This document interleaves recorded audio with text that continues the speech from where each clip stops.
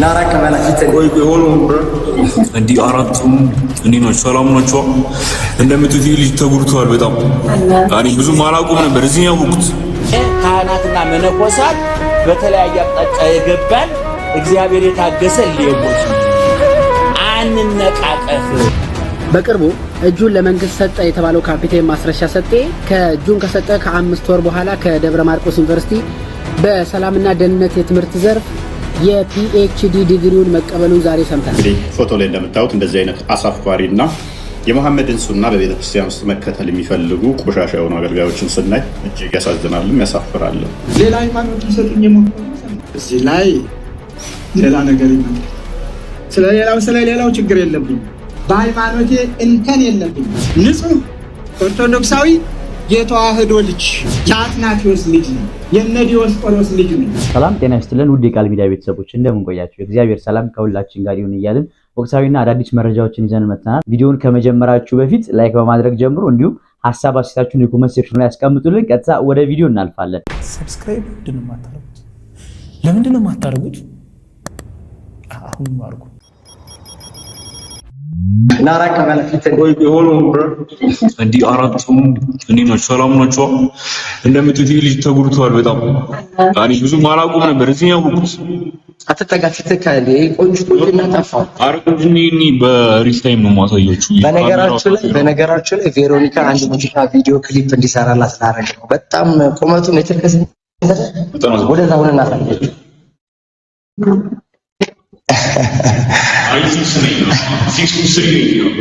እና ይመቻችሁ።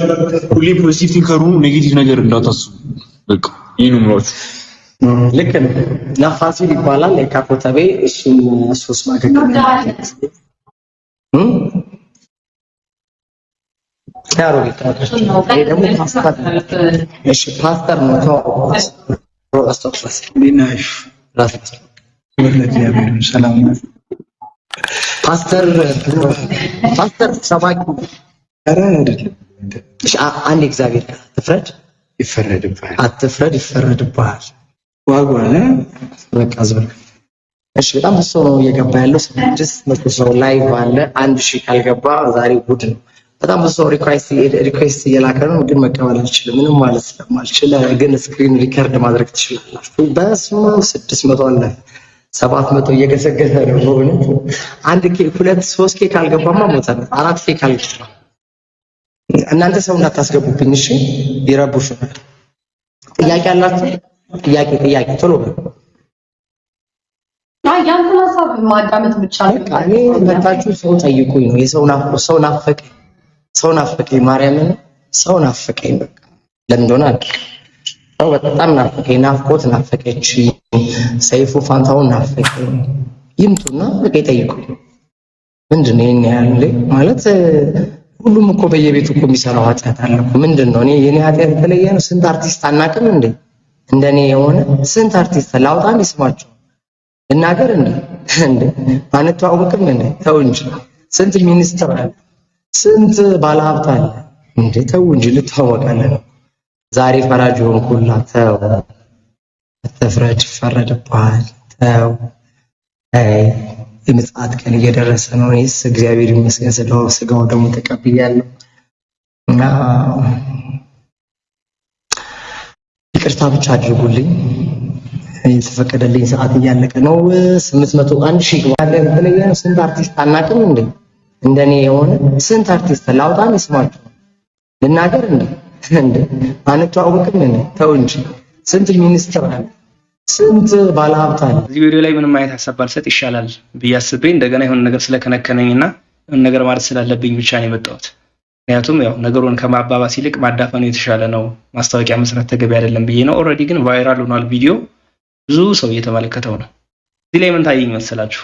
ምናልባት ይሄ ሰው ፑሽ ተደርጎ በደንብ ቢሆን ኖሮ ትናንት የሆነ ስሞችን ሜንሽን ማድረጉ ማጋለጡ አይቀርም ነበር ብዬ አስባለሁ። እሱ መሆኑ ትክክለኛ ሆኖ እስከተገኘ ድረስ ባልከፋ ነበር።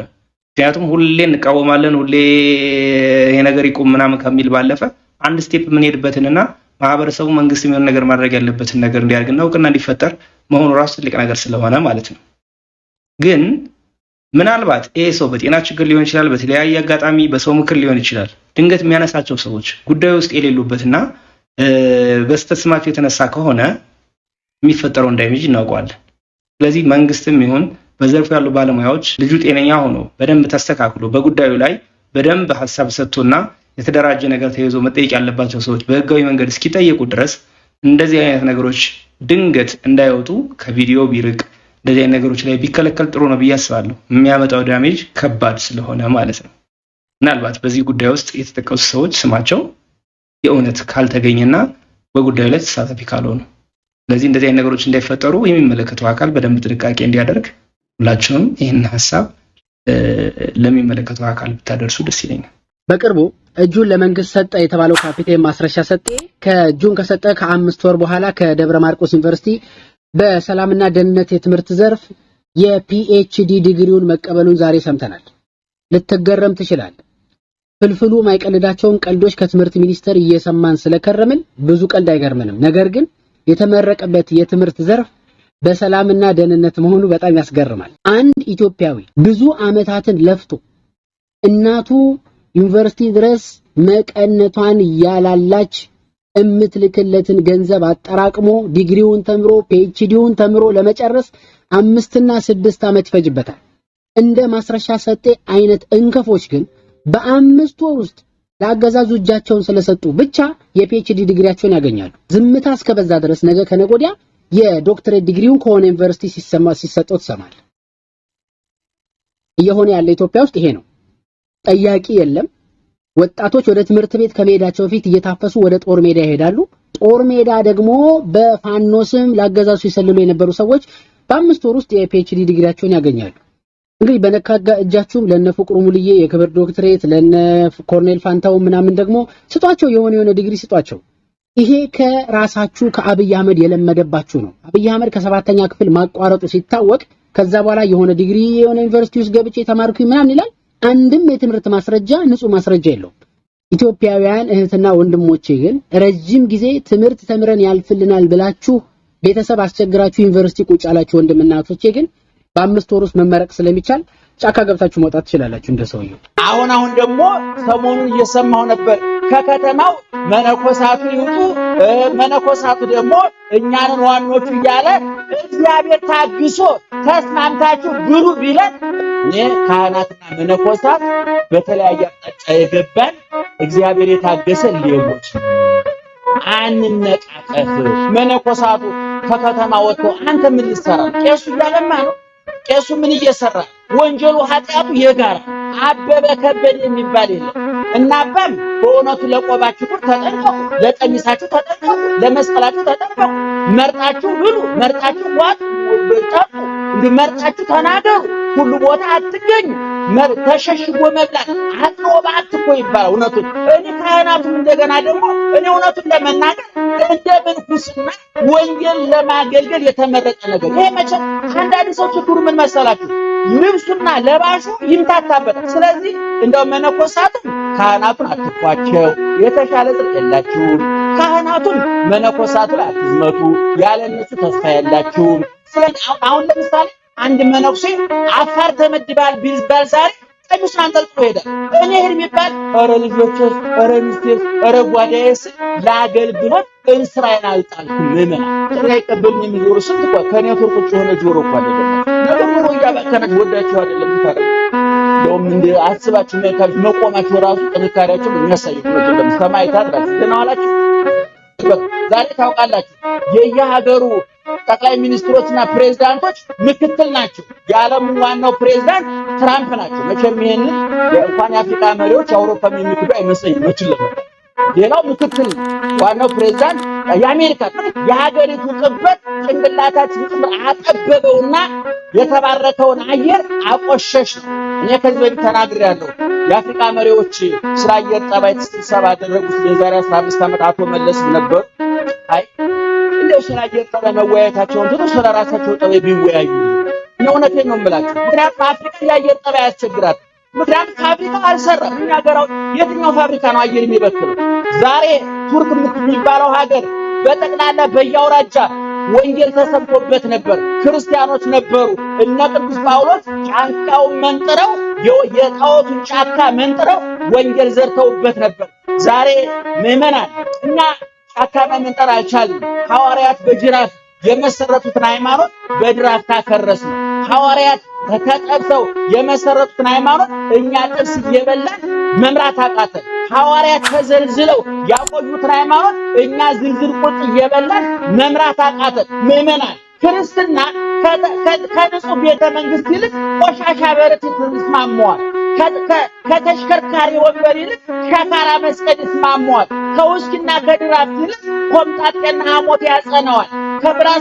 ከብራስሌትና ከቀለበት ይልቅ ችንካር ያጸነዋል። ከድራፍት ይልቅ ጅራፍ ያጸነዋል። ወገኖቻችን ለዚህ ነው ዛሬ ክርስትናውን ያለ ጠባዩ ከሸካራ መስቀል አውርደን ወደ ተሽከርካሪ ወንበር አመጣን። ከቆሻሻ በረት አውጥተን ወደ ንጹህ ምንጣፍ አመጣን። ምንጣፉ መንጻቱ አይደለም ወንጀሉ፣ ወንበሩ መሽከርከሩ አይደለም ወንጀሉ። የጸዳ አይምሮ ጠፋ። ለቢሮ የሚመጥን፣ ለምንጣፉ የሚመጥን፣ ለወንበሩ የሚመጥን ወንበሩ ላይ ለባለስልጣኑ ወንበሩ የተቀመጠበት እስፓናቱ ሆነ እንደመጥፎ ብሎት ተሽከረከረበት አልመጥረው አለ ማለት። በነገራችን ላይ የመጋቢ ሐዲስ እሸቱን ንግግር በጣም ኮምፕሊትሊ በጣም ሮንግ በነገራችን ላይ በጣም ከሚባለው በላይ ይሄን ትናንትና ይመስለኛል ጳውሎስ ጴጥሮስ ላይ ሰላም እንደምን አላችሁ። እንግዲህ ፎቶ ላይ እንደምታዩት እንደዚህ አይነት አሳፋሪና የሙሐመድን ሱና በቤተ ክርስቲያን ውስጥ መከተል የሚፈልጉ ቆሻሻ የሆኑ አገልጋዮችን ስናይ እጅግ ያሳዝናልም ያሳፍራልም። እንደነኛ አይነት ውርጋጥ የሆኑ አገልጋዮች ወደ ቤታችን ቢመጡ ልጆቻችንን ልንደብቅ ነው ማለት ነው። ልጆች ያላችሁ አገልጋይ ተብሎ እንግዲህ የ5 ዓመት የ6 ዓመት ህፃን ልጅ ካለቻችሁ እንደዚህ አይነት ውርጋጥና ቆሻሻ አገልጋይ ሲመጣ ለጋብቻ ይመኛታል፣ ለዝሙት ይመኛታል ብላችሁ ልደብቁ ነው ማለት ነው። ያለ እድሜ እንግዲህ ይሄ 28 ዓመት የሚሞላው የ6 የ7 የ8 የ10 ዓመት ልጅን የሚመኝ ከሆነ እንደነኚህ አይነቶቹን ቆሻሻ እንኳን አገልጋይ ብሎ ለመጥራት የሚያገለግልበትን መስቀል ተቀብሎ ሱሪውን አውልቆ ገርፎ መላክ ነው። እሱ ብቻ በቂ አይደለም። እንደነኚህ አይነቶቹ በህግ መጠየቅ አለባቸው። በህግ መጠየቅ አለባቸው። ሪል ጋብቻ ከሆነ እንደነኚህ አይነቶቹ የፈጸሙት ይሄንን ጋብቻ ሽምግልናም የፈጸሙት ቤተሰቦቻቸውን በህግ ሊጠየቁ ይገባል። ለኢትዮጵያ ህገ መንግስትም ከ18 ዓመት በታች ወንጀል ስለሆነ ማለት ነው። መጽሐፍ ቅዱስም በአንደኛ ቆሮንቶስ ምዕራፍ 7 ላይ ቁጥር 36 መጽሐፍ ቅዱስ የፈቀደላት ሴቱም ወንዱም ለአቅመ ሔዋን ስትደርስ ለጋብቻ ሲደርስ እድሜዋ ሲደርስ ራሷ እንድትወሰን እንጂ ቤተሰብ አንጠልጥለው ልክ ሙሐመድ አይሻን አንጠልጥለው ቤተሰቦቹ እንደሰጡት አንጠልጥለው ሊያገባት አይገባም። በሷ ነፃ ምርጫ ላይ እሱ ወስኖ ያለ እድሜዋ እንዲህ ሊያደርጋት አይችልም። ይሄ ወንጀል ነው። ኢቨን ፍትሐ ነገሥቱ እንኳን የልጅቷ ፍቃድን ኮንሲደር ያደረገ ነው። ምንም እንኳን እሱ ራሱ መሻሻል ያለበት ፍትሐ ነገሥት ማለት አንድም የስጋንም ፍትህ የያዘ ነው። አሁን እሱ እየተሰራበት ነው ወይ ነው የስጋው እንትን እየተሰራበት ባይሆንም እንኳን እሱ እንኳን 15 ዓመት ብሎ ፕላስ የልጅቷን ፍቃድ የዳኛን ኮንሲደር የሚያደርግ ነው። እና እንደኛ አይነት ባለጌዎች ህፃናትን ለጋብቻ እንደዚህ ፎቶ ዘው የሚመጡትን በህግ መጠየቅ የኛ ቤት ስራ ይሆናል ማለት ነው። ፎቶአቸውን ኤክስፖዝ አድርጓቸው፣ አጋልጡልን፣ አምጧቸው። እኛም እየተከታተልን ለህግ እስኪቀርቡ ድረስ ጥሪ እናቀርባለን ማለት ነው። እንዲህ የሚያደርጉ ካሉ ታውን በኋላ እነሱ ላይ ወጥረን እንሰራለን። ምክንያቱም መጽሐፍ ቅዱስ አንድም ቦታ ላይ ህፃናትን ለአቅመ ሔዋን ያልደረሰችን ያለ ምርጫዋ ያለ ፍቃዷ እንድታገባ ወይንም ደግሞ ቤተሰብ አንጠልጥለው እንዲሰጧት የሚያዝበት አንድም የለም። ስለዚህ እንደነኛ አይነቶቹን በህግ እንፋለማቸዋለን። ፕላስ ደግሞ ቆሻሻ ልምምዳቸውን እያሰጣን ከኛ ወገን እንዳልሆኑ እናጋልጣለን። በሃይማኖቴ እንከን የለብኝም። ንጹህ ኦርቶዶክሳዊ የተዋህዶ ልጅ የአትናቴዎስ ልጅ ነኝ። የነ ዲዮስቆሮስ ልጅ ነኝ። መጣጣፊያን እዚያ ጣጥፈው በሌላ ያወራውን አወራ ነው የምለው እኔ። አንዳንድ ጊዜ እኮ ሃይማኖታችሁንም እኮ እነሱ ሃይማኖት ሰጥተው ሊቀሟቸው ይፈልጋሉ። ቻለው ሌላ ሃይማኖት ሊሰጡኝ የሞከሩም ሰማሁ። እዚህ ላይ ሌላ ነገር ይመጣል። ስለሌላው ችግር የለብኝም ያለውን ቢል በሕግ ፊት ቀርቦ ስለማይወሰን ነገር ስሜትም አይሰጠኝም። የመንደር ጫጫታ ነው የሚሆን። በሃይማኖት ግን ሃይማኖት ነው። ተግሳጽ የፈለገ ካለ ጥሩ አድርጌ አወራረዳለሁ። ችግር የለብኝም። ፈተናችን በዝቷል። ሌላ ሳይጥለን ራሳችን በራሳችን ተጠላልፈን ራሳችንን ለመጣል የሚደረገው ሩጫም ብዙ ነው። መፍትሄ ፈላጊም የለም። እንዴት ወንድሙን ወንድም ይገለዋል? ውረድ እንውረድ ተባብለው ለመገዳደል የሚቀርቡትን አይደለም እያልኩ ያለሁት። እነዚያን ሰላም ስጡን፣ ሰላም ሁኑ ነው የምንል። አሁን አዲስ ትውልድ የተፈጠረ አይመስላችሁ? የምንሰማው ሁሉ እንጃ ይዘገንናል፣ ያስፈራል። የምንሰማው ዘመኑ ባመጣው የምናየው እውነት እስከሆነ አላውቅም። አንዳንድ ጊዜ ታማኝ ተብለው በሚታሰቡም ሚዲያዎች የሚነገረው ሰው እንዴት ነው ሰውን የሚያለው? ጉልበት አለኝ ብሎ አንዱ አንዱን መግደል አይደለም በትር አንስቶ መምታት ኃጢአት ነው፣ ወንጀል ነው። ማተብ አድርጎ ባንገቱ፣ መስቀል አንጠልጥሎ ባንገቱ ይሄ ወንጀል ሲሰራ ሲታይ ምንስ ይባላል? ቤተ ክርስቲያኒቱን ማዋረድ፣ ልጆቿ በአባቶቻቸው በክርስቲያንነታቸው እንዲያፍሩ ማድረግ፣ ማሸማቀቅ። ድፍረት በዝቷል ወገኖች፣ ድፍረት በዝቷል። አንዳንድ ጊዜ በጣም ጭው የሚያደርግ ኤሊ ሁለቱን ጆሮዎቹን ጭው የሚያደርግ መርዶ ሰማ ነው አይደል ያለው? ጭው የሚያደርግ ጆሮ ጭው የሚያደርግ መርዶ። ሌላ ሃይማኖት ሊሰጡኝ የሞከሩም ሰማው። እዚህ ላይ ሌላ ነገር ይመጣል።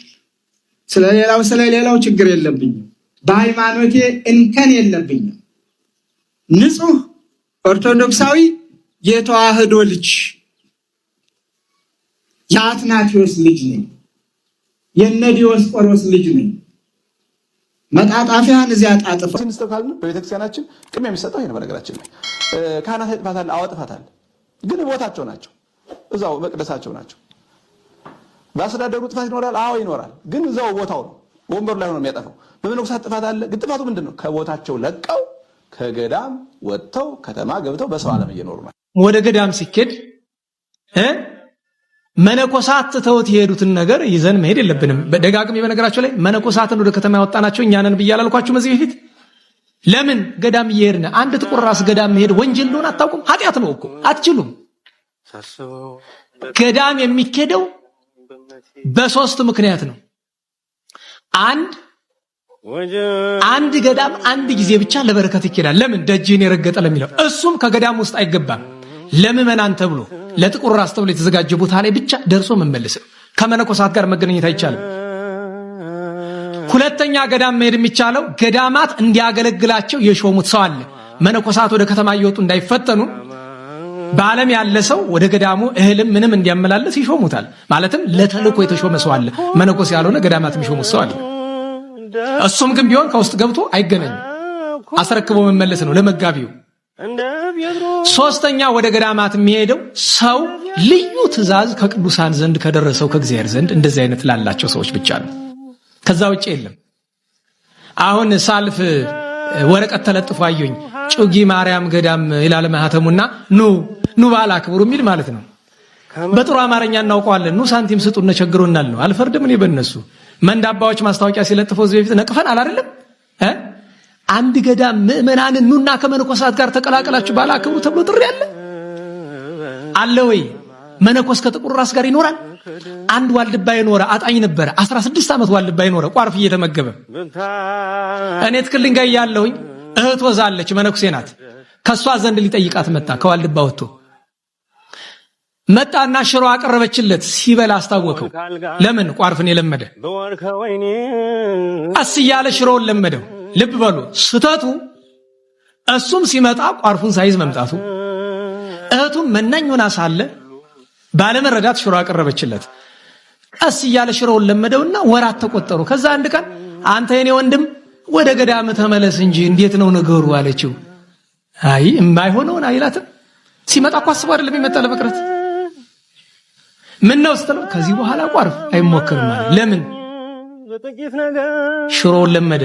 ዛሬማ ያሉት ሽሮ አይደለም ጥብስን የለመዱት። መድኃኒዓለም በገሃነመ እሳት ከመጠበስ እነሱንም እኛንም ያድነን።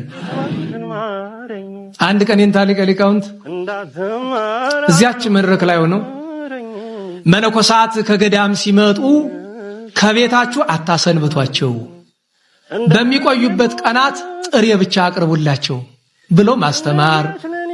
ቱግ መነኩሴ ብቻ እንደመስላችሁ ይሄ ዝም ብሎ ይሄ ጨበር ያለ አይደለም። ይሄ ጀብራራው ሁሉ እኒህ ሰውዬ ደግሞ ያበዙታል እያለ እኛንም ሰማሳችሁ አይሰሙ የራሳቸውን እንደዚህ ብሎ ይዘረዝራል። የምግብ አይነት እየበሉ አለ ዝም የከዋላ ተከትዬ ስማስቲ ይሄ ዘረዘርከውን ነገር ሲበሉ አይታችሁ ታውቃለህ? እንኳን እናንተ ሲበሉ ታያቸዋላችሁ እንዴ? እንኳን አብሯችሁ ይበላሉ እንዴ? ምን ይብሉ እንኳን አንተ አላፊ አግዳሚው የነቢጤ ደንቆሮ ተማሪዎቻቸው እኮ አያውቁ። ይሄንን አንነጋገርም እንዲህ ነው የሚበሉ አይበሉም እሱ ተውት፣ ለኛ አያስፈልገንም። ግን እንደዛ እያለ ሲወጣ አየሁት። እሳቸው ግን የተናገሯት እንዴት ያለች የተቀደሰች ነገር ናት። ለምን በኋላ እኮ ተናግረዋል። አይ የዚህ ገዳም ምን አለኝ ብሎ እንዲመለስ የውሃ ምን አለኝ ቀሃ እንደሚባለው ማለት ነው። እሱም ማስተዋል ይገባል። ብንሰርክም ባንሰርክም እንኳን ክርስቲያን ነው መሬት እንኳን ኦርቶዶክስ ሆነ